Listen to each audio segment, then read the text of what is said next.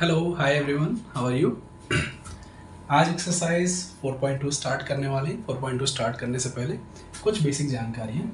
Introduction. Quadratic polynomial के zeros और quadratic equation के रूट्स दोनों के दोनों सेम होते हैं। ठीक है, चलिए अब शुरू करते हैं। तो पहला क्वेश्चन क्या है, find the roots of following quadratic equation by factorisation method. सबसे पहले फैक्टराइजेशन मेथड से हम लोग क्या निकालने वाले हैं, रूट्स निकालने वाले हैं। ओके, चलिए फैक्टराइजेशन मेथड से रूट निकालने के लिए हम सबसे पहले क्या करेंगे, एक्स स्क्वायर के साथ अगर कोई कोएफिशिएंट होता तो उसको कंसीडर करते, तो यहाँ पर कोई कोएफिशिएंट नहीं है तो यहाँ पर 1 लिखेंगे, और जो हमारी कांस्टेंट टर्म होती है c की जगह उसको लिखेंगे, तो ये है 10, तो ये हो जाएगा 10। ओके, अब हम क्या करेंगे, इसको बीच वाली टर्म को ऐसे स्प्लिट करेंगे कि उन दोनों का मल्टीप्लिकेशन करने पर 10 आ जाए और एडिशन या सब्सट्रैक्शन करने पर -3 आ जाए।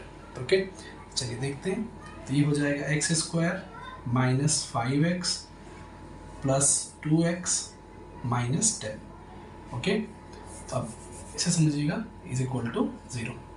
तो यहाँ पर देखिए, यहाँ से x कॉमन करते हैं, यहाँ x है, x हो जाएगा x माइनस 5 प्लस यहाँ से 2 कॉमन करेंगे तो हो जाएगा x minus 5 which is equal to 0।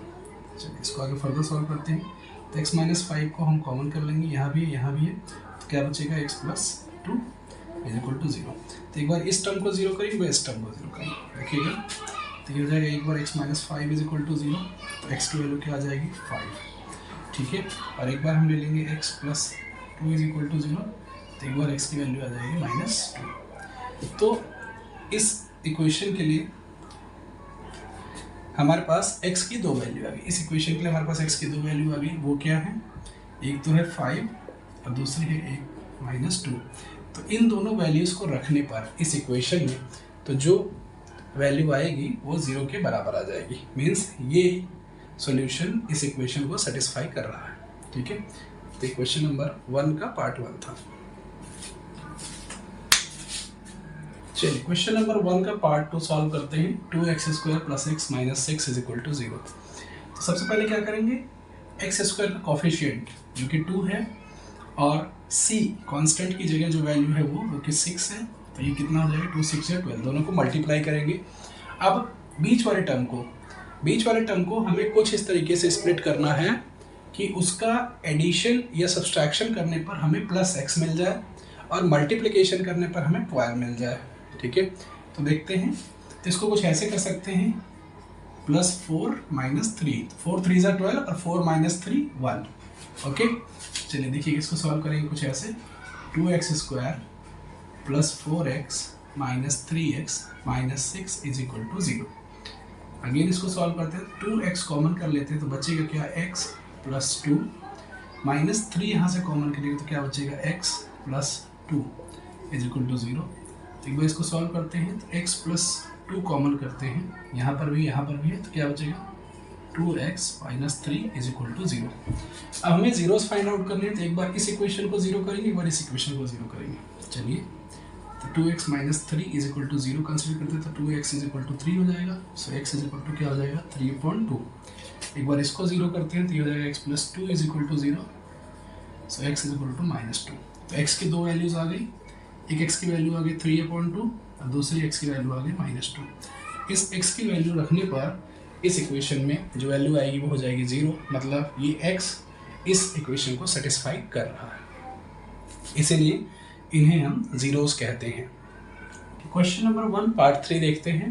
तो यहाँ पर a जो है ये आपकी वैल्यू जो है a की √2 है, तो इसे लिखते हैं √2, और यहाँ पे c की जो वैल्यू है वो हो जाएगी 5√2।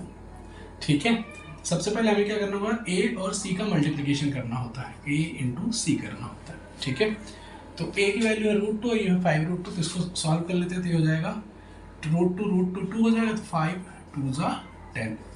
अब जो ये मिडल टर्म है इसको हम ऐसे स्प्लिट करेंगे कि जोड़ने या घटाने पर, एडिशन या सब्सट्रैक्शन करने पर वैल्यू 7x आनी चाहिए और मल्टीप्लिकेशन करने पर वैल्यू 10 आनी चाहिए। ठीक है, तो हमारे पास है, इसको सॉल्व आउट करते हैं तो ये हो जाएगा √2x स्क्वायर प्लस, इसे हम लिख सकते हैं 5 + 2, तो इसको लिख सकते हैं 2x + 5x। मतलब देखिए 2 5 ज़ा 10, 2 + 5 7x plus 5 root 2 is equal to 0। इसे भी इज इक्वल टू 0 कर लेते हैं क्योंकि जीरोस निकालने हैं। तो देखिएगा, तो यहाँ पे रूट 2 कॉमन करते हैं, x कॉमन करते हैं, तो बचेगा क्या, x बचेगा प्लस रूट 2 बचेगा, प्लस यहाँ पर 5 कॉमन कर लेते हैं तो क्या बचेगा, x प्लस रूट 2 बचेगा इज इक्वल टू 0। इसे सॉल्व कर लेते हैं तो ये हो जाएगा रूट 2x और प्लस 5, और दूसरी वैल्यू जो आ जाएगी वो आ जाएगी x प्लस रूट 2, क्योंकि यहाँ भी कॉमन हो जाएगा। अब एक बार इसे 0 करते हैं तो ये हो जाएगा root 2x plus 5 is equal to 0। So root 2x is equal to -5, x is equal to -5 upon में root 2। Again x plus root 2 is equal to 0, so x is equal to क्या आ जाएगा, -√2। तो x की दो value आ गई, एक value आ गई -5√2, एक वैल्यू आ गई -√2।